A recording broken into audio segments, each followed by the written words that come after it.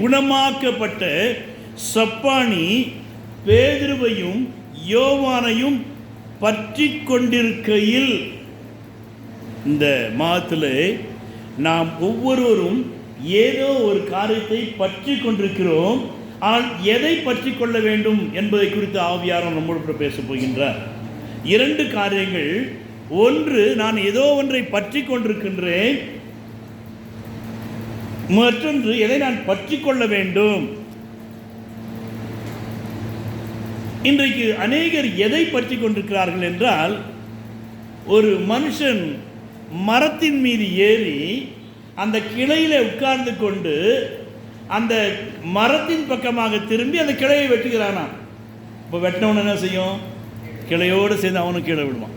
இன்றைக்கு இப்படித்தான் அநேகர் தங்களுக்கு தெரிந்த காரியங்களை பற்றி கொண்டு அதனாலே நன்மை அல்ல, அதனாலே ஆசீர்வாதம் அல்ல, அதனாலே அநேக தீமைகளை, நஷ்டங்களை தங்களுடைய வாழ்க்கையில் அனுபவிக்கின்றார்கள். அப்போ தேவனுடைய பிள்ளைகளே, நாம் எதை பற்றி கொள்ள வேண்டும்? சாதாரணமாக மனிதர் யாரை பற்றி கொள்வார்கள் என்றால், யாராவது நமக்கு உதவி செய்கிறார்களா, யாராவது நமக்கு கொடுக்கிறார்களா, அவர்களை பற்றி கொள்வார்கள். மற்றொரு காரியம், நம்முடைய கஷ்டமான நேரத்தில், நம்முடைய துக்கமான சூழ்நிலையில், நம்முடைய தேவைகள் மத்தியில் நமக்கு யாரும் ஆதரவு இல்லை என்கிற சூழ்நிலையில் ஒருவர் வந்து உங்களை பற்றி கொண்டு உங்களுக்கு ஆலோசனை கொடுத்து, உங்களுக்கு தைரியம் கொடுத்து, உங்களை அன்போடு அரவணைத்து உங்களை தைரியப்படுத்துகிறார்களே, அது ஒரு விதமான பற்றி கொள்ளுதல். நாம் எதிர்பார்க்கிற அன்பு, நன்மை வேறு ஒருவர் வந்து நமக்கு செய்கிறார்களே, அவர்கள் நம்மை பற்றி கொண்டு நம்மை உற்சாகப்படுத்தி, நம்மை பலப்படுத்தி உயர்த்துகிறவர்களாக காணப்படுகிறார்கள். இது ஒரு விதமான பற்றுக்கொள்ளுதல். ஆனால் இந்த பகுதியிலே நாம் வாசிக்கின்ற வேளையிலே, இந்த அப்போஸ்தலர் நடபடிகளை எழுதினவர் யார்? லூக்கா. யாருங்க? இந்த 1வது அதிகாரம் 1வது வசனம் வாசிக்கின்ற வேளையிலே, தெயோப்பிலுவே, இயேசுவானவர் தாம் தெரிந்து கொண்ட அப்போஸ்தலருக்கு பரிசுத்த ஆவியினாலே கட்டளையிட்ட பின்பு என்று தெயோப்பிலுவுக்கு இதை எழுதுகிறார். அதே நேரத்தில் லூக்கா எழுதின சுவிசேஷம் 1வது அதிகாரம் அந்த 1வது வசனம் நீங்கள் பார்க்கின்ற வேளையிலே, அந்த இடத்துல எப்படி ஆரம்பிக்கப்படுகிறது என்றால், மகா கனம் பொருந்திய தெயோப்பிலுவே, நாங்கள் முழு நிச்சயமாய் நம்புகிற சங்கதிகளை ஆரம்பம் முதல் கண்ணார கண்டு. இந்த லூக்கா என்பவர் is one of the medical doctor. அவர் மருத்துவராக அந்த நாட்களிலே அரசாங்கத்திலே நியமிக்கப்பட்ட ஒரு மருத்துவர் தான் இந்த டாக்டர் லூக்கா என்பவர்.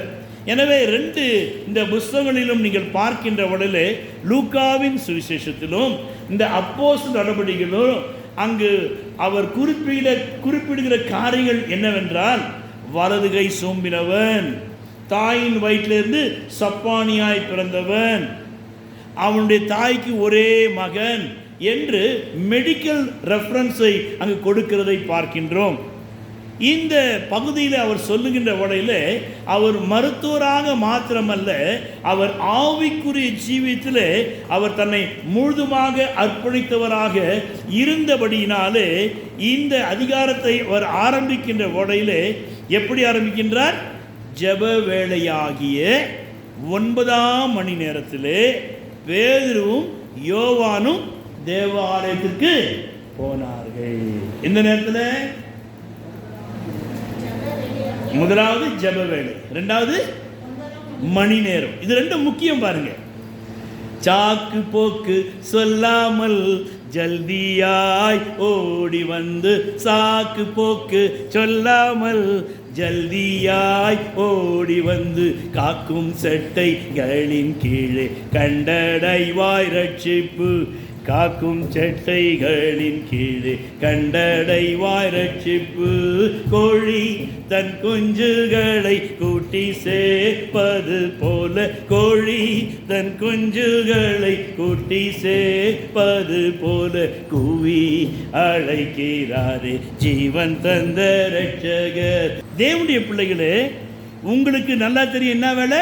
ஜெப வேலை. என்ன வேலைங்க? உந்தன் ஜெப வேலை உமை தேடி வந்தே தேவா பதில் தாருமே. எப்பொழுது? ஜெப வேளையிலே. உங்களுக்கு வீட்டில் கிடைக்காத பதில் எங்க கிடைக்கும்?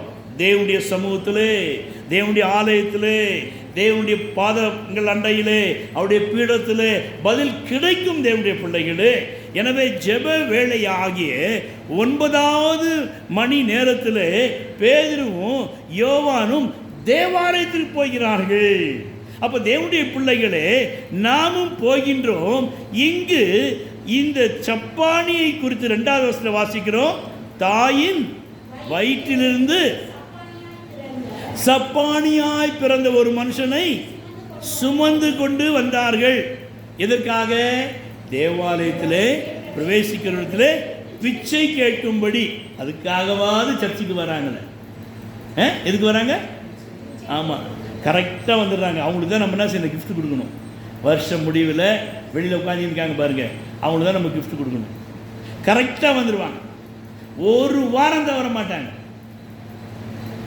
இந்த குடும்பம் கூட அந்த வாலிபனை கொண்டு வந்து அலங்கார வாசல் அண்டையில், என்ன வாசலுங்க அது? நாங்கள் அலங்கார வாசல், கர்த்தருடைய அலங்கரிக்கிற இடம். தேவாலயத்தில் இருந்த வாசல்களில் ஒரு வாசல் தான் இந்த அலங்கார வாசல். அலங்காரமற்ற உன்னை நீ அந்த வாசலிலே நீ உட்காருகின்ற வழியிலே நீ எப்படிப்பட்ட வியாதியஸ்தனாக, எப்படிப்பட்ட குணமாக்க முடியாத பிறவியிலேயே நீ ஊனனாய், குருடனாய், சப்பானியாய் எப்படி பிறந்திருந்தாலும் அந்த அலங்கார வாசலில் உட்காருகின்ற வழியிலே மணவாளனாகிய கிறிஸ்து நம்மை அலங்கரிக்கின்றவராக இருக்கின்றார். ஆமென். எனவே இந்த இடத்துல அவனுடைய குடும்பத்தார் ஒரு நம்பிக்கை, ஒரு விசுவாசத்தோடு அந்த அலங்கார வாசலில் அவனை உட்கார வைக்கிறார்கள். ஒன்று பிச்சை எடுக்கும்படியாக, மற்றொன்று ஒரு விசுவாசத்தில் கர்த்தர் இவனை கூட அலங்கரிக்க முடியும் என்கிற ஒரு நம்பிக்கையோடு. இந்த சூழ்நிலையிலே தானே அந்த இடத்துல அற்புதங்கள் நடக்கிறதை நாம் அதிகாரத்தில் வாசிக்கிறோம். இந்த 11வது வசனம் சொல்கிறது, குணமாக்கப்பட்ட சப்பானி பேதுருவையும் யோவானையும் பற்றி கொண்டிருக்க. Continue tense. பற்றி கொண்டிருந்தான், பற்றி கொண்டிருப்போம் என்பதாக அல்ல, பற்றி கொண்டிருக்கையில். Continue tense. அப்போ சுகமாக்கப்பட்ட பின்பதாக அங்கு பேதுருவோடும் யோவானோடும் அவன் இணைந்திருந்தான். அதுதான் தேவை இன்றைக்கு சபைக்குள்ளாக.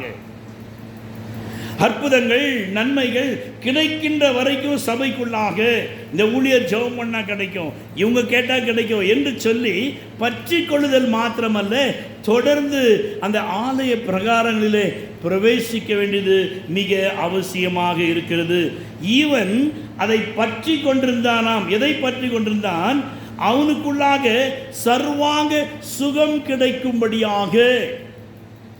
தேவனுடைய பிள்ளைகளை, ஆலயத்திற்குள்ளாக நீங்கள் வருகின்ற வழியில் தேவன் நமக்கு சர்வாங்க சுகத்தை அருளி செய்கின்றார். ஆமென். அதுதான் தேவனுடைய சமூகம் என்பது.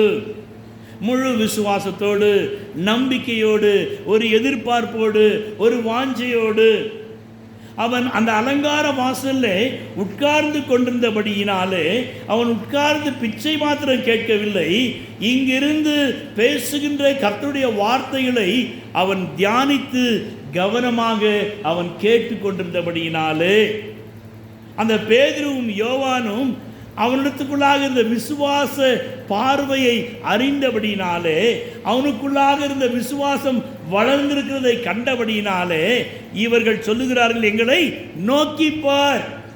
இந்த வெள்ளியும் பொன்னும் பணமும் இல்லை, ஆனால் எங்களிடத்தில் ஒருவர் உண்டு, அவர் உன்னுடைய விசுவாசத்தை தட்டி எழுப்பி நடக்க செய்ய முடியும். அல்லேலூயா.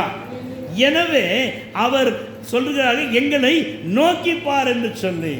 அப்போ தேவனுடைய பிள்ளைகளே, தேவனுடைய ஆலயத்திற்கு வந்து யாரை நோக்கி பார்க்க வேண்டும்?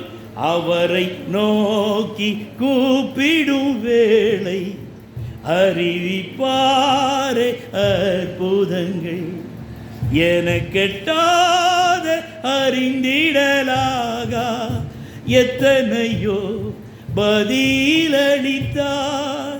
தேவ கிருபை எங்கும் பெருக தேவனை ஸ்தோத்தரிப்போம். பாவ இருளகல தேவ ஒளியடைந்தோம். அவரை நோக்கி பார்க்கின்ற வேளையிலே நீங்கள் ஒவ்வொரு வாரமும் தேவனுடைய சமூகத்திலே வந்து அவரை நோக்கி பாருங்க. தேவனுடைய பிள்ளைகளே, நீங்கள் மற்றவர்களை பார்க்க வேண்டாம், அவரை மாத்திரம் நோக்கி பார்த்து நீங்கள் வந்துட்டு அப்படியே நீங்கள் பின்னால் உட்காருங்க. இங்கே வந்துட்டு அப்படி முழங்கால் படிட்டு ஆண்டவர் நோக்கி பாருங்க. உடைய வாழ்க்கையிலே தேவன் செய்கிற அற்புதங்களை, தேவன் செய்கிற அதிசயங்களை, தேவன் உங்களுக்கு தருகிற நன்மைகளை தாழ்த்த பாருங்க. அவரை நோக்கி பாருங்கள். தேவனுடைய பிள்ளைகள், அவருடைய சமூகத்தில் வந்திருக்கிறோம். அவரை நோக்கி பார்த்தபடினாலே 16வது வசனம் வாசிமா, 3:16. அவருடைய நாமத்தை பற்றும் விசுவாசத்தினாலே பலப்படுத்தினது. முதலாவது அவருடைய நாமம். இங்க வசனத்தை நீங்க கேட்க கேட்க கேட்க என்ன ஏற்படுகிறது? பலம் கிடைக்கிறது. நாம் பலனற்றவர்களாக இருக்கிறோம், வசனத்தை அறியாதவர்களாக இருக்கிறோம், வசனத்தை படிக்காதவர்களாக இருக்கிறோம், வசனத்தை உணராதவர்களாக இருக்கிறோம். இந்த சூழ்நிலையிலே அவன் அந்த அலங்கார வாசலில் உட்கார்ந்து வசனத்தை கேட்டபடினாலே அந்த நாமத்தின் வசனம் முதலாவது அவருடைய ஆத்துமாவை பலப்படுத்த ஆரம்பிக்கிறது. தேவனுடைய பிள்ளைகளே, பலப்படுத்தினது அவரால் உண்டாக்கிய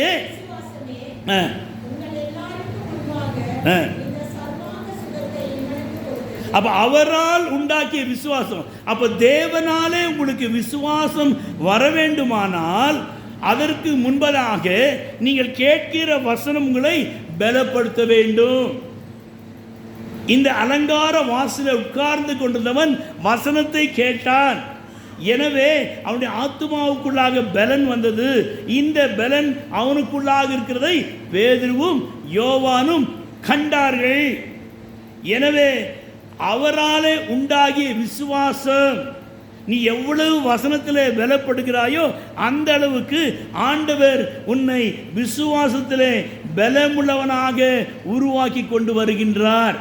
அந்த உருவாக்குதலின் முடிவுதான் அவனுக்கு சர்வாங்க சுகத்தை கொடுத்தது. தேவனுடைய பிள்ளைகளே, விசுவாசத்தை நீ பற்றி கொள்ள வேண்டும். எதை பற்றி கொள்ள வேண்டும்? விசுவாசத்தை பற்றி கொள்ள வேண்டுமானால் நாம் பலப்பட வேண்டும். நாம் பலப்பட வேண்டுமானால் கர்த்தருடைய ஆலயத்திலே வர வேண்டும். கர்த்தருடைய ஆலயத்திற்கு வந்து கர்த்தருடைய வசனத்தை கேட்க வேண்டும். கர்த்தருடைய சமூகத்திலே வந்து முழங்கால் படிட்டு அவரை நோக்கி நாம் பார்க்க வேண்டும். தேவனுடைய பிள்ளைகளே, இவைகளை நீங்கள் செய்கின்ற வகையிலே உங்களுக்குள்ளாக பலன் வரும். உங்களுக்குள்ளாக விசுவாசத்தை அவர் அருளி செய்வார். ஏதோ நான் கடமைக்காக வந்து அப்படி உட்கார்ந்துட்டு என் ட்ரெஸ் கூட அழுக்காகாம நம்ம போகலாம். குட், நல்லதுதான். ஒரு ஆஃபீஸர் தன்னுடைய ஆஃபீஸுக்கு போகின்ற வழியில் அவன் ட்ரெஸ் கோட் ரொம்ப இம்பார்ட்டன்ட். அவன் உட்காருகிற இடம், அவன் பழகுகிற விதம் இட்ஸ் மோஸ்ட் இம்பார்ட்டன்ட். அப்பொழுதுதான் அவனுக்கு கீழே வேலை செய்கிறவர்கள் அவனை கனப்படுத்துவார்கள். அவனுடைய கிளைண்ட்ஸ் வருகின்ற வழியிலே அவனை பார்ப்பார்கள். Is a eligible person. அவனுடைய பேச்சு, அவனுடைய நடை, அவன் செயல்திறன் வித்தியாசமாக இருக்கிறது என்பதை அங்கு அவர்களாலே காண முடிகிறது. அதை போலவே நீங்கள் தேவனுடைய சமூகத்தில் வருகின்ற வேளையிலே நீங்கள் வந்து முழங்கால் படிட்டு அண்ணாலை போல கண்டறி கண்ணீர் விட்டு நீங்கள் ஜெபிக்கின்ற வேளையில் மற்றவங்க பார்ப்பாங்க, என்ன ஆகிப்போச்சு இன்னைக்கு கவிதா திடீர்னு வந்து முட்டிக்கால் போட்டுடுச்சு, ஒரு மாதிரி பார்ப்பாங்க. எப்படி பார்ப்பாங்க? நெக்கலாக பார்ப்பாங்க. ஒருவேளை என்ன சிஸ்டர் ஆவியில் வளர்ந்துட்டீங்களான்னு உடனே என்ன சொன்னோம்? வாயை திறக்க வேணாம், சும்மா ஆக்ஷன் இப்போவே நம்ம நிறைய பேர் சொல்லி கொடுத்துருக்காங்க. தேவனுடைய பிள்ளையே, நீ அழுகின்ற வேளையிலே இன்னொரு கூட யாரும் அழ மாட்டாங்க.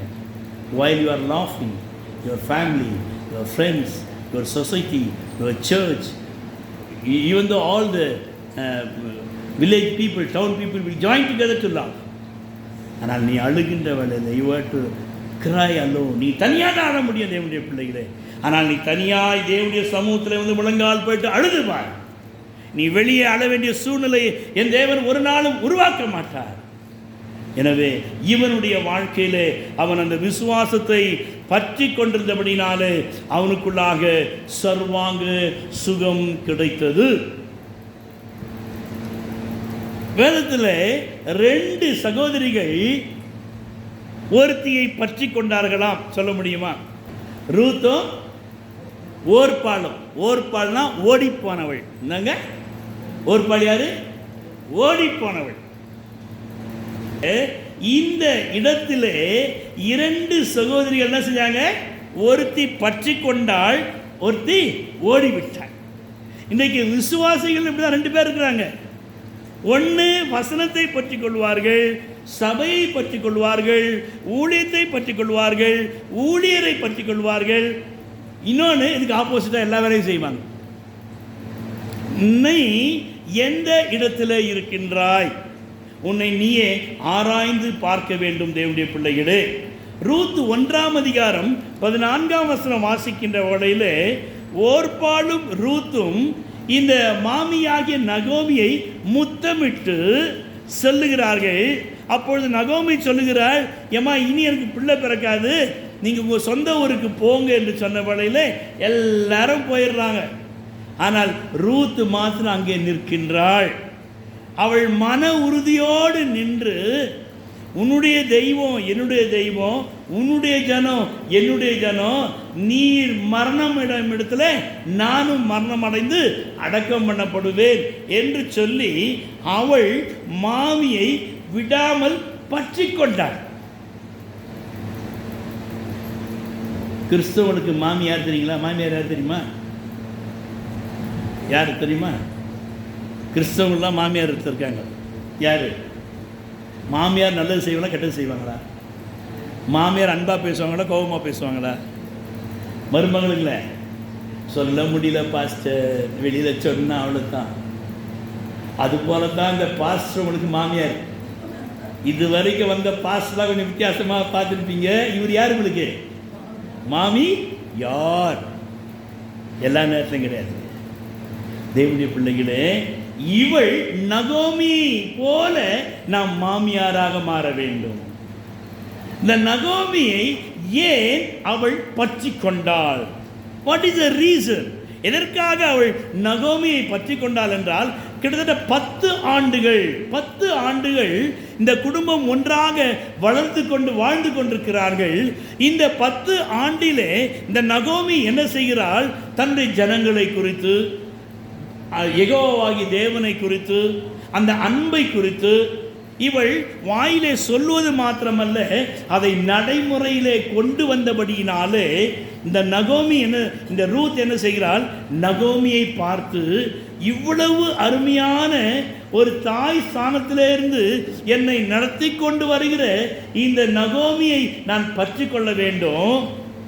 இவளே இப்படி என்றால் இவளுடைய ஜனம் எப்படி இருக்கும் என்கிற ஒரு மேலான சிந்தனையோடு கூட இவள் என்ன செய்கிறாள்? நகோமியை பற்றி கொண்டு அவளோடு கூட வருகிறாள். தேவனுடைய பிள்ளைகளே, இதை போலவே நாமும் கூட இந்த விசுவாசத்தை பற்றி கொள்ள வேண்டும். விசுவாசம் எதினாலே வரும்? Very good. எங்கே இருக்கிறது? ரோமர். வா, சூப்பர். கை தட்டுங்கப்பா. அந்த அம்மா ஒரு கை தட்டுங்க. Very good. என்ன லாங்குவேஜ் படிப்பீங்க? தமிழா இங்கிலீஷா? தமிழ். Very good. அவங்களுக்கு ஒரு ப்ரைஸ் கொடுத்துடலாம். நிறைய பேர் பெண்டி நிற்கிதுங்க, சேர்த்து அவங்களுக்கு ஒன்று கொடுத்துடலாம். ரோமர் 10:17 10:17. Faith comes by hearing. விசுவாசம் கேள்வியினாலே வரும். கேள்வி என்பது லிசனிங், கேட்பது, வசனத்தை கேட்பது. நீங்கள் எந்த அளவிற்கு வசனத்தை கேட்கிறீர்களோ அந்த அளவுக்கு விசுவாசம் வரும். இந்த நகோமியிடத்தில் இந்த ரூத் அந்த நன்மையான வார்த்தைகளை கேட்டபடியினாலே அவள் பற்றி கொண்டாள். நீயும் நானும் நகோமியாக மாற வேண்டும். யாராக மாற வேண்டும் சொல்லுங்க? யாராக மாற வேண்டும் சொல்லுங்க? நகோமியை பற்றி கொள்ள வேண்டும். யாரை போல மாற வேண்டும்? நகோமியை போல மாற வேண்டும். யாரை போல மாற வேண்டும்? நாம் என்ன செய்ய வேண்டும் என்றால், விசுவாசம் கேள்வினாலே வரும். உன்னுடைய வார்த்தையினாலே விசுவாசம் வரும். தேவனுடைய பிள்ளையே, உன்னை என்னை அநேகர் பார்த்து கொண்டிருக்கிறார்கள். உன்னை பார்க்கவில்லை, உன்னுடைய வார்த்தையும் உன்னுடைய நடக்கையும், how you are walking, உன்னுடைய பேச்சுக்கு ஏற்ற நடக்கை இருக்கிறதா என்பதை ஒவ்வொருவரும் நம்மை பார்த்து கொண்டிருக்கிறார்கள். எனவே நம்முடைய வாயின் வார்த்தை எப்படி இருக்க வேண்டும் சொல்லுங்க? விசுவாச வார்த்தை இருக்க வேண்டும். எப்படி இருக்கணும்? என் வாயின் வார்த்தை எல்லாம் முடிங்க பிறரை காயப்படுத்த வேண்டும். அப்படியா? எங்க ஆத்திரம்? நம்ம ஆத்திரம் தான் வருது. அவன் அப்படி சொல்லிட்டான், அவனை விடுறது இல்லை. அவனை பின்னால போய் குசு குசு குசு குசுன்னு பேச. தேவனுடைய பிள்ளையே, நீ நகோமியை போல மாறணும் ஐயா. அப்பதான் உன்னை பற்றி கொள்வார்கள். ஏன் வீட்டில் சண்டை சமாதானம் இல்லை? உனக்குள்ளாக கிறிஸ்துவனுடைய ஆவி இல்லை, கிறிஸ்துவனிலே வாசம் செய்யவில்லை. அதனால்தான் பற்றி கொள்ளுதல் இல்லை. இந்த செப்பரேஷன் ஸ்பிரிட், பிரிவினையின் ஆவி வீட்டிலே கிரியை செய்கிறது என்றால் அங்கு கிறிஸ்து இல்லை. தேவனுடைய பிள்ளைகளே, எனவே இவள் மாமியை விடாமல் பற்றி கொண்டதற்கு காரணம், அவளுக்குள்ளாக அந்த விசுவாசத்தை, அந்த நம்பிக்கையை, நல் நடக்கையை, அன்பின் வார்த்தைகளை இந்த ரூத் பார்த்து அவள் உணர்ந்து அதை அனுபவித்தபடினாலே அவள் நகோமியை பின்பற்றினாள் என்று வாசிக்கிறோம். இரண்டாவதாக the book of Hebrew chapter 12 verse number 28. எபிரேயருக்கு நிருபம் 12வது அதிகாரம் 28வது வசனம். பெறுகிறவர்களாகிய நாம் பயத்தோடும் பக்தியோடும் தேவனுக்கு பிரியமாய் ஆராதனை செய்யும்படி எதை பற்றி கொள்ள வேண்டுமா? கிருபையை பற்றி கொள்ள வேண்டும். கிருபை என்பது தகுதி இல்லாமல் கிடைப்பதுதான். ஆனால் அந்த கிருபைக்கு முன்னால அவர் சொல்லுகின்றார், நீ எதை பெற்றுக்கொள்ள போகிறாயா? அசைவில்லாத ராஜ்யம். என்ன ராஜ்யங்க? அசைவில்லாத ராஜ்யம். உன்னை யார் என்ன செய்ய முடியாதுங்க? ஏய், என்னை எவனும் அசைக்க முடியாது சொல்றாங்களா இல்லையா? காரணம் என்ன? அந்த பொறுக்கி பின்னால 4 பொறுக்கி இருப்பான். ஆனால் இவன் தனியாக மாட்டான்னா பிச்சு பேன் பார்த்துருவாங்க. அதெல்லாம் யார் சொல்லணும்? நீங்கள் நானும் சொல்லணும். என்ன சொல்லணும்? ஏய், என்ன அசைக்க முடியாது சொல்லுது. ஏய், என்ன? ஏன்? இயேசு என்னோடு இருப்பதை நினைச்சிட்டா யார் இருக்கா நமக்குள்ள? இயேசு இருக்கிறார் ஐயா. அசைவில்லாத ராஜ்யத்தை என் தேவன் உனக்கு கொடுக்கும்படியாக, உன்னை ஆசீர்வதிக்கும்படியாக. வருஷத்துக்கு ஒரு முறை வீடு மாறிக்கிட்டு இந்த வசந்தத்துக்கு ஜெபம் பண்ணு, கேளு. நான் அசைவில்லாத ஒரு வீட்டுக்குள்ளாக, சொந்த வீட்டுக்குள்ள, லீஸ் வீட்டுக்குள்ளாக நான் போகணும் ஆண்டவரே. விசுவாசத்தோடு, நம்பிக்கையோடு, அழுகையோடு, பயபக்தியோடு, கண்ணீரோடு கர்த்தருக்கு பயந்து கேளுங்க. இங்க பவுல் அதைத்தான் சொல்லுகின்றார். அந்த அசைவில்லாத ராஜ்யத்தை பெறும்படியாக பிரியமான ஆராதனை செய்யணுமா? ஆராதனை யாருக்கு பிரியமான ஆராதனை? கர்த்தருக்கு பிரியமான ஆராதனை. கர்த்தருக்கு பிரியமான ஆராதனை முன்னால 3 காரியங்களை சொல்றார். வாசிக்க மட்டும் நடுவில் பயத்தோடும் பக்தியோடும் தேவனுக்கு பிரியம். பயத்தோடும் பக்தியோடும். கிருபை என்பது தேவனுக்கு பயப்படுகிற பயம். தேவனுடைய பிள்ளை. பக்தி என்பது மனுஷர் பார்க்கிற வண்ணமாக அல்ல, கர்த்தர் பார்க்கின்றார். உன்னுடைய பக்தி கர்த்தர் மெச்சிக்கொள்ள வேண்டும். எனவே கர்த்தருக்கு முன்பதாக பயத்தோடும் பக்தியோடும் நீ இந்த கிருபையை பற்றி கொள்ளும்படியாக, அசைவில்லாத ராஜ்யத்தை பெறும்படியாக என்ன செய்யணுமா? ஆராதனை செய்ய. என்ன செய்யணும்? உன்னுடைய ஆராதனையில் பக்தி இருக்க வேண்டும், ஒரு பயம் இருக்க வேண்டும். I am standing before the host, சேனைகள் மத்தியிலே, the Lord of the hosts, I am standing before the Lord of the hosts, சேனைகளின் கர்த்தருக்கு மத்தியிலே நான் நிற்கின்றேன். ஆராதனை என்பது ஒரு பயபக்திக்குரிய ஒரு ஸ்தலம் தேவனுடைய பிள்ளைகளே. ஏனோ தானோ என்று வருவதும் போவதும் நிற்பதும் உட்காருவதும் அல்ல. You are honor the Lord. நீ கர்த்தரை பிரியப்படுத்துகிறாய், கர்த்தருக்கு பயப்படுகிறாய், கர்த்தருக்கு முன்பதாக உன்னை தாழ்த்துகின்றாய், அவர் உன்னை பார்க்கின்றார். தேவனுடைய பிள்ளைகளே, உன்னுடைய அசைவில்லாத ராஜ்யத்தை உனக்கு கொடுக்கும்படியாக பார்க்கின்றார். தொடர்ந்து மறுபடியும் ரூத்துக்குள்ள வருவோம். 2ஆம் அதிகாரம் 2வது வசனத்திலே அங்கு இந்த நகோமி இடத்திலே இவள் சொல்லுகிறதை கேட்கிறதை பார்க்கிறோம். வாசிப்போமா? 2:2. மோவாபிய ஸ்திரியான ரூத் நகோமியை பார்த்து, நான் வயல்வெளிக்கு போய் யாருடைய கண்களிலாவது எனக்கு தயவு கிடைக்கும் என்று அவர் பிறகே கதிர்களை பொறுக்கி கொண்டு வருகிறேன் என்றாள். என்ன செய்ய போறா இவ? என்ன பொறுக்க போறா இவ? யாரு? பொறுக்கி. இவ யாருங்க சொல்லுங்க? பொறுக்கி. நீ நானும் யாரா மாறணும்? உலக பிரகாரமான பொறுக்கியா இல்லைங்க, நீ கிறிஸ்துவுக்குள்ளான ஒரு பொறுக்கியாய் மாற வேண்டும். அல்லேலூயா. அவள் பொறுக்கினாள்.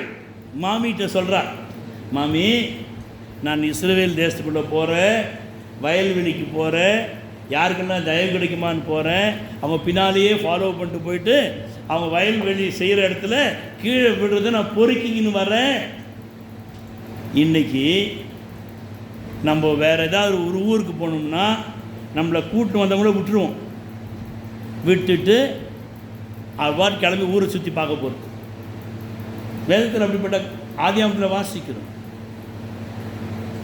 அதனாலே அவள் தீட்டுப்பட்டாள் என்று வாசிக்கிறோம். நீ எங்கு போனாலும் உன்னோட வீட்டில் இருக்க எல்டர்ஸுக்கு சொல்லிட்டு தான் போகணும். இப்போ பிள்ளைங்களுக்கு ஒரு இது என்ன செய்வாங்க, இங்கே பிரியமாக இருந்தால் இவங்க கையில் சொல்லிட்டுவாங்க, அங்கே பிரியமாக இருந்தால் அவங்க கையில் சொல்லிட்டுவாங்க. ரெண்டும் சரியில்லை சொல்லாமல் ஓட்டுருவாங்க. தேவனுடைய பிள்ளையே, எங்கு நீ பிரியம் இருக்கட்டும் இல்லாமல் இருக்கட்டும், அங்கே நீ என்ன செய்யணும்? நீ போயிட்டு சொல்லணும். இவள் அங்கு சொல்லிவிட்டு அவள் கடந்து செல்லுகின்றாள். எதுக்கு போறாவ? பொறுக்கும்படியாக போகிறாள். அவள் பொறுக்கும்படியாக போகிறாள். தேவனுடைய பிள்ளையே, அப்போ நமக்கு என்ன வேலை கொடுத்துருக்காரு ஆண்டவர்? பொறுக்கிற வேலை. என்ன வேலை? இந்த பொறுக்கி எந்த பொறுக்கியை பொறுக்கணும்? தெருவில் இருக்கிற பொறுக்கியை பொறுக்கணும். அவங்களுக்கு சுவிசேஷம் சொல்லணும், அவங்களுக்கு இயேசுவின் அன்பை காண்பிக்கணும். அங்கிருந்து அவங்களை பொறுக்கிட்டு வந்து சபையில் உட்கார வச்சு வசனத்தை பொறுக்கிறவர்களாக அவர்களை மாற்ற வேண்டும். அல்லேலூயா. புரியுதுங்களா? நான் நேற்று வரைக்கும் எந்த பொறுக்கியாக இருந்தேன்? தெரு பொறுக்கியாக இருந்தேன். இப்போது நான் சபைக்குள்ளாக வந்துவிட்டேன், வசனத்தை பொறுக்குகிறேன். இப்பொழுது நான் என்ன செய்ய வேண்டும் என்றால், வசனத்தை பொறுக்கின நான் ஏற்கனவே தெருவில் பொறுக்கி கொண்டிருக்கிறவர்களை அவர்களை இந்த வசனத்தை கொடுத்து அவர்களை நான் மறுபடியும் சபைக்குள்ளாக கொண்டு வருகின்ற ஒரு பொறுக்கியாக நான் மாற வேண்டும். ஆமென். கஷ்டமாக இருக்க இந்த வார்த்தையை கேட்குற நேரத்தில் ஆவிக்குரிய ஜீவியத்தில் நீ வசனத்தை பொறுக்க கற்றுக்கொள். இந்த வசனம் இது பொறுக்கிறதுனா என்னன்னா, அந்த காலத்தில் நாங்கள் ஸ்கூலில் படிக்கிறதுல உண்டிகோல் இது பாருங்கள், அதுக்கு என்ன செய்வோம்னா கல்லுங்களை பொறுக்குவோம். கரெக்டாக இருக்கிற கல்லை பார்த்து பொறுக்கி அடிச்சா தான் கரெக்டாக அடிக்கணும். தேடி எடுத்தல். அதுபோல் வசனத்தை நம்ம என்ன செய்யணும்? தேடி பொறுக்கி எடுக்க வேண்டும். வசனத்தை வாசிக்கத்தே இல்லை, ஜெபம் பண்ணுறதே இல்லை, அப்புறம் எங்கிறது அர்த்தம் புரியும்? எனவே நீ பற்றி கொண்டிருக்கிற இந்த காரியங்களில் நீ வசனத்தை பற்றி கொண்டிருப்பாய் என்றால், இந்த ரூத் பொறுக்க சென்றால், அந்த அவள் பொறுக்கி கொண்டு வந்தபொழுது அங்கே என்ன ஏற்பட்டது? அங்கு அவளுடைய வாழ்க்கையிலே ஒரு வித்தியாசமான சூழ்நிலை நிறைவேறுது. என்னுடைய பிள்ளை, அந்த அதிகாரத்தை நீங்கள் வாசித்து பாருங்கள். 2வது அதிகாரத்தில் அந்த போவா சொல்லுகிறான், நடுவிலே அவள் பொறுக்கி கொள்ளட்டும். ஆனால் அவளோ 2ஆம் அதிகாரம் 8ஆம் வசனம் வாசிப்போம்.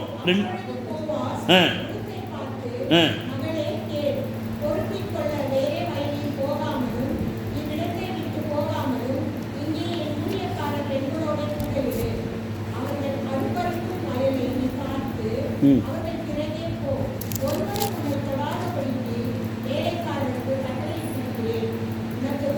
17ஆம் வசனம் வாசிங்க. 17 2:17. எங்கே பொறுக்கினாள்? வயலிலே கதிர். நடுவில் பொறுக்கினாளா? இல்லை, வயலிலே கதிர் பொறுக்கினாள். ஆனால் போவாசம் சொல்கிறான், அவளுக்காக நடுவிலே சிந்தி விடுங்கள். ஆனாலும் கூட அவளுக்குள்ளாக ஒரு ஒழுங்கு, இது அவளும் கேட்டிருப்பா. ஆனால் அவள் அந்த வயலிலே அவள் நடுவிலே செல்லவில்லை. ஏன்னா நடுவில் வேலை செய்கிறாங்க. இவள் ஓரமாக நின்று பொறுக்கி அவர்கள் வேலை முடித்ததாக நடுவில் இருக்கிறது எல்லாத்தையும் சேர்த்து வாரி கொண்டு வருகிறாள். தேவனுடைய பிள்ளைகளே, நம்முடைய வாழ்க்கையிலே கூட கர்த்தர் நமக்கு வசனத்தை கொடுக்கின்ற வழியிலே சரியான இடத்துல பொறுக்கணும். வசனத்தை எங்கே பொறுக்கணும்? எங்கே தான் பொறுக்கணும்? வசனத்தை சபைக்குள்ளாக தான் பொறுக்கணும். எங்கே பொறுக்கணும்? ஆமாம், வசனத்தை கேட்கிற இடத்துல தான் நீ பொறுக்கணும். இன்னைக்கு என்ன செய்வாங்க தெரியுமா? அந்த தீர்க்கதரிசி இருக்காரு, இங்கே அந்த தீர்க்கதரிசி இருக்காரு, அவர்கிட்ட போனால் புட்டு வச்சிருவார். என்னத்தை புட்டு வைப்பார்? உன் பாய்கிட்ட என்ன இருக்குன்னு நீ மோரம் வாயின்னு கேட்டுப்பார், அதுக்கேற்ற மாதிரி புட்டு வைப்பார். அந்த சிஸ்டருக்காங்க பாருங்க, அவ்வளோதாங்க. இன்றைக்கி நிறைய பேருக்கு தான் ஓடுறாங்க. எடுத்து வாசிப்போம். எபிரேயர் 13ஆம் அதிகாரம் 9வது வசனம். Book of Hebrew chapter 13 but number 9. எபிரேயர் 13:9. கிருபையினாலே இருதயம் ஸ்திரப்படுகிறது நல்லது. வாசிங்க. ஹீப்ரூ 13:9. பலவிதமான அந்நிய போதனைகளினால் அலைப்புண்டு திரியாதிருங்கள். போஜன பதார்த்தங்களினாலே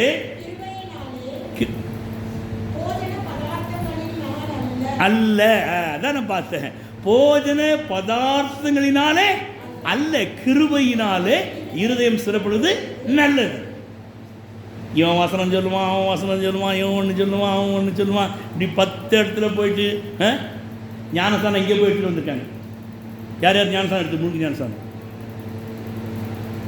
எடுத்துருக்கீங்கல்ல? Very good. கர்த்தங்களை ஆசிரியர். இங்கே கொடுக்குன்னு சொன்னால் முதல்ல சொல்லாதன்றீங்க.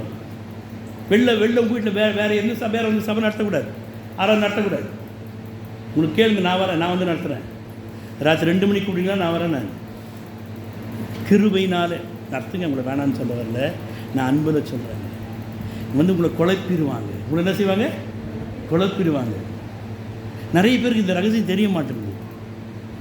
உங்கள் வீட்டுக்குள்ளே உங்கள் சபையை விட்டு, உங்கள் ஊழியக்காரை விட்டு மற்றவங்களை நடத்துகின்ற வேலை என்ன ஏற்படுன்னா, மற்றவங்களாம் வருவாங்க. அவங்களுடைய பிரச்சனைகள்லாம் உங்கள் வீட்டில் கொண்டாந்து ஜெபம் பண்ணி உங்கள் வீட்டு பிரச்சனையாக மாறிடும். உங்கள் வீட்டில் அடிக்கடி வியாதி வரும். நிறைய வீட்டில் நான் பார்த்துருக்கேன். நான் அதே நேரத்தில் உங்களுடைய ஊழியர் வந்து ஜெபிக்கின்ற வேளையில், பக்கத்து வீட்டில் எதிர் வீட்டில் யார் வந்தாலும் இவர் ஜெபிக்கின்ற வேளையில் அந்த ஆத்துமாக்களுக்காக அவர் உத்தரவாதம் பண்ணுகிறாராம். இதே எபிரேயரில் வாசிக்கிறோம். ஒரு வீட்டில் ஜெபத்துக்கு நீங்கள் இடம் கொடுத்தீங்கன்னா, நாங்கள் ராத்திரி போய் அழுகணும், ஆண்டவரே அந்த வீட்டில் எத்தனையோ பேர் வந்தாங்க சுவாமி, இந்த வீட்டுக்கு இது ஆசீர்வாதமாக இருக்கணும். உத்தரவாதம் பண்ணுகிறவர்கள். எனவே இந்த இடத்துல கிருபையினாலே இருதயம் சிறப்பட வேண்டும். எதை பற்றி கொள்ள வேண்டும்? கிருபையை பற்றி கொள்ளுங்கள். மற்றவங்களை பற்றி கொள்ளாதீங்க. கிருபையை பற்றி கொள்ளுங்கள், வசனத்தை பற்றி கொள்ளுங்கள். பயத்தோடும் பக்தியோடும் தேவனுடைய சமூகத்தில் வார்த்தைக்கு காத்திருங்கள். தேவனுடைய பிள்ளைகளே, கடைசியாக உன்னை மற்றவர்கள் பற்றி கொள்ள வேண்டும். யாரை பற்றி கொள்ள வேண்டும்?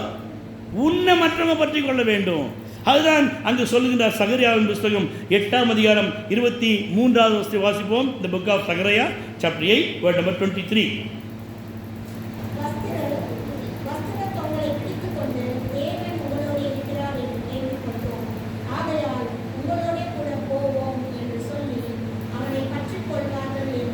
அவனை பற்றி கொள்வார்கள். 10 பேர். எத்தனை பேருங்க சொல்லுங்க? யாரை பற்றி கொள்வாங்க? யார் யூதன்? நீங்களும் நானும் தாங்க. உனக்குள்ளாக வசனம் இருக்கின்ற வழியில் உங்களை எத்தனை பேர் பற்றி கொள்வாங்க? உங்கள் வீட்டில் ஒரு பயிற்சியில் ஆரம்பிச்சிடலாம். நீங்கள் கிறிஸ்துவை பற்றி கொள்வீர்கள் என்றால், கிறிஸ்து உங்களிடத்தில் வாசம் செய்வார் என்றால், இந்த யூதனுடைய வஸ்திர தொங்கலை 10 பேர் பிடித்து கொண்டாங்களாம். இந்த குழந்தைங்க பார்த்தீங்கன்னா செய்யும், அந்த முந்தானையை பிடிச்சினே வரும். இவங்க முன்னால் போக போக போக பின்னால் இருந்து என்ன அந்த பிள்ளைங்க நோண்டினே வரும். பட்டுன்னு போடுவோம் நம்ம, சரியாக பிடிக்கலன்னா. தேவனுடைய பிள்ளையை, உன்னிடத்திலே கிறிஸ்து இருப்பார் என்றார் உன்னையும் கூட பற்றி கொள்வார்கள். உன்னை தேடி 10 குடும்பம் ஆண்டவர் தருவார். ஆமென். உங்கள் வீட்டில் ஒரு ப்ரேயர் செல் ஸ்டார்ட் பண்ணலாம். நீங்கள் ப்ரேயர் செல் ஸ்டார்ட் பண்ண ஒவ்வொருத்தரும் 10 குடும்பத்தை உள்ளே கொண்டாந்த சபை என்ன செய்யணும்? பெரிய சர்ச் தான் கட்டணும். ஆமென்னா சொல்லாதீங்க. ஆமாம் சொன்னால் உங்கள் சபை பெருசாகிடுங்க. உங்கள் ஒவ்வொருத்தரும் ஜெபம் பண்ணணும். எத்தனை பேர் எனக்கு தேவை சொல்லுங்கள். எனக்கு 10 பேரை தாரும் ஆண்டவரே. எதை பிடிச்சிக்கணும்? உங்கள் வஸ்திர தொங்கலை. எதை? உங்கள் பிள்ளைங்க இப்படி பிடிச்சிட்டு ஓடி வராங்க, அது மாதிரி உங்கள் பின்னாலேயே 10 பேர் வர போகிறாங்க. ஆமென். எப்பொழுது வருவார்கள் என்றால், அவனுடைய வஸ்திரத்தில் என்ன இருந்தது? ரட்சிப்பு இருந்தது. என்ன இருந்ததுங்க? ஏசாயா 61:10 வாஸ்து பார்த்தீங்கன்னா, மணவாளன் மணவாட்டியை அலங்கரிப்பது போல கர்த்தர் என்னை ரட்சிப்பின் வஸ்திரத்தினாலே அலங்கரித்தார். அவர் உன்னை அலங்கரிக்க ஆயத்தம் உள்ளவராயிருக்கிறார். தேவனுடைய பிள்ளையே, ரட்சிப்பின் வஸ்திரத்தை உனக்கு உடுத்தும்படியாக ஆயத்தமுடையவராக இருக்கின்றார். யூதர்கள் முறையிலே இந்த வஸ்திரமானது ஒரு முக்கிய பகுதி அங்கம் வகிக்கிறது. நிறைய பேருக்கு இந்த ரகசியம் தெரியறதில்லை. அவர்கள் சபைக்குள்ளாக வருகின்ற வழியிலே அதற்கான ஒரு வஸ்திரம் உண்டு. கல்யாணத்துக்கு செல்கின்ற வழியிலே ஒரு கல்யாண வஸ்திரம் உண்டு. தேவனுடைய பிள்ளைகளே, மத்தேயு சுவிசேஷம் 22வது அதிகாரம் 11வது வசனத்தில் ஒரு எஜமான் விருந்திற்கு கல்யாண வீட்டிலே அவன் அழைப்பை கொடுக்கிறான். அழைப்பை பெற்றவர்கள் ஏதோ ஒரு சாக்கு போக்கு சொல்லி வராமல் இருந்தார்கள். எனவே இந்த எஜமான் வேலைக்காரர் சொல்கிறான், வழிப்போக்கரை கூப்பிடுங்கள், போகிற வருவர்களை கூப்பிடுங்கள். அந்த வீடு விருந்தாளிகளாலே நிறைந்திருந்தது. இப்பொழுது எஜமான் உள்ளே வருகின்றார். உள்ளே வந்து பார்க்கின்ற வழியிலே அங்கு ஒருவனுக்கு கல்யாண வஸ்திரம் இல்லை. அப்பொழுது கேட்கிறார் அருமையான அந்த மனுஷனை பார்த்து, கல்யாண வஸ்திரம் இல்லாத எப்படி உள்ளே வந்தாய்? தேவனுடைய பிள்ளைகளே, உனக்கு இன்னைக்கு ரட்சிப்பின் வஸ்திரம் இருக்கிறதா? ரட்சிப்பின் வஸ்திரம் இருந்தால்தான் நீ பரலோகத்துக்கு போக முடியும். இல்லாட்டினா இங்கேயே பாட்டு பாடவா, பார்த்து பேசவா, இங்கேயே பேசி போயின்னு இருப்பீங்க. அவ்வளோதான் வாழ்க்கை. ரட்சிப்பின் வஸ்திரம் சும்மா தடுப்பூசி போட்டுக்கின்னு உங்களை நீங்கள் ஏமாற்ற முடியாது. வேதத்தை மாத்திரம் நீ கனப்படுத்த கற்றுக்கொள்ளுங்க தேவனுடைய பிள்ளைகளே. இந்த ரட்சிப்பின் வஸ்திரம் இல்லை என்றால் நீ கல்யாண வீட்டுக்கு வந்தா கூட உன்னை புறம்பே இருளிலே அழுகையும் பற்கடிப்பும் நிறைந்த இடத்துல தள்ளப்பட்டு போவீர்கள். மனம் திரும்பி குணப்படுங்கள் தேவனுடைய பிள்ளைகளே. எனவே நீ பற்றி கொள்ளுதல், விசுவாசத்தை பற்றி கொள்ள வேண்டும், கிருபையை பற்றி கொள்ள வேண்டும். உன்னை மற்றவர்கள் பற்றி கொள்ள வேண்டுமானால் உனக்குள்ளாக அந்த ரட்சிப்பு, அந்த அபிஷேகம், அந்த மனம் திரும்புதல், இவைகள் உன்னிலே காணப்படுகின்ற வழியிலே உன்னை மற்றவர்கள் பற்றி கொள்வார்கள். காரணம், நீ கல்யாண வஸ்திரம் தரித்தவளாய் காணப்படுகிறாய். இந்த கல்யாண வஸ்திரம் தரித்திருந்தால்தான் மணவாளனாகிய கிறிஸ்து அவர் வருகின்ற வேளையிலே மணவாட்டியாகிய சபை கல்யாண வஸ்திரம் தரித்தவர்கள் எடுத்துக்கொள்ளப்படுவார்கள் தேவனுடைய பிள்ளைகளே. அப்பொழுது நாம் சொல்லலாம், நான் உம்மை பற்றி இரட்சகா, நான் வெட்கம் அடைய மாட்டேன் என்று சொல்லி. எனவே நாம் கிறிஸ்துவை பற்றி கொள்வோம், அவருடைய வசனத்தை பற்றி கொள்வோம், விசுவாசத்தை பற்றி கொள்வோம், கிருபை பற்றி கொள்வோம், நம்மையும் மற்றவர்கள் பற்றி கொள்ள இடம் கொடுப்போம். ஜெபம் செய்வோம். நான் உம்மை பற்றி இரட்சகா வீண் வெட்கம் அடையே உமதை குறித்தாண்டவா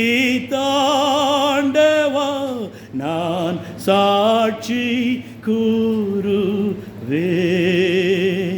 சிலுவை அண்டையில் நம்பி வந்து நிற்கையில் பாவ பாரம் நீங்கி வாழ்வடைந்தேன்.